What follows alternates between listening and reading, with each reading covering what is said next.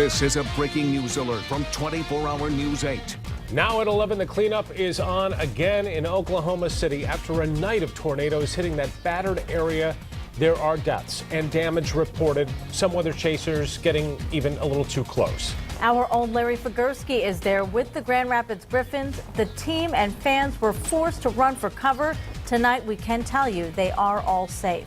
It's a big story. It's unfolding right now, and we're using the resources of 24-Hour News 8 to stay on top of every development. Good evening, everyone. I'm Brian Sterling. And I'm Marley Ginter. Let's take a look at Storm Track Live. Right now, you can see we are in the clear in West Michigan. So let's focus on the situation in Oklahoma. We know there have been at least 3 confirmed tornadoes, although all tornado warnings have now expired.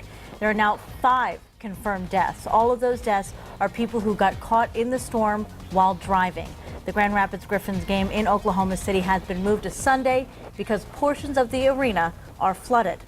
24-Hour News 8's Larry Figurski has been with the Griffs all week long in Oklahoma City. He was forced to ride out tonight's storm with the team underground. And Larry joins us now live over the telephone tonight. Not your typical playoffs, Larry. No, it was not, Brian, not at all. Tell us what you saw, what you heard. When were you given notice that you had to move? Well, there was a little bit of, I guess, earlier in the day, Brian, to back up a bit. They came and told us, people with the Oklahoma City Barons, that the Weather Service had warned them. This is at the morning skate at about 9:30, that what they saw moving in system-wise, in their words, not mine, had the potential to be the worst storm and the most probability of bringing about tornadoes that they had had here in 4 weeks. And that made a big statement, obviously, with what happened in Moore 11 days ago. But the sky seemed pretty clear when we were doing our live shots with you guys at 5 and 6, 25 with Jack. And then all of a sudden things changed dramatically. And, it started off with rain, and we were in the building, and they had all of the people that were at the game move out onto the concourses at first. And in the beginning, I don't think a lot of people were worried. It's kind of like as we in West Michigan, when we hear about snow coming, you're so used to it, and they're so used to hearing about tornadoes here. But it obviously changed very quickly. The systems moved in, and then word spread that there were rotations, 6 or 7 of them right around the city, as I think you guys mentioned.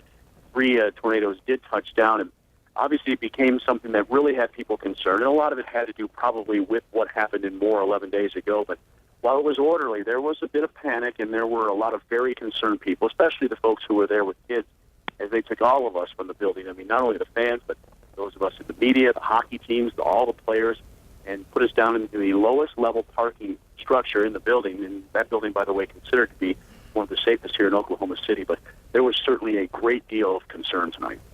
Now, Larry, we were watching as you were sending pictures to us, and, some of these pictures looked pretty eerie that you were sending in. Had you ever seen storm clouds like these before?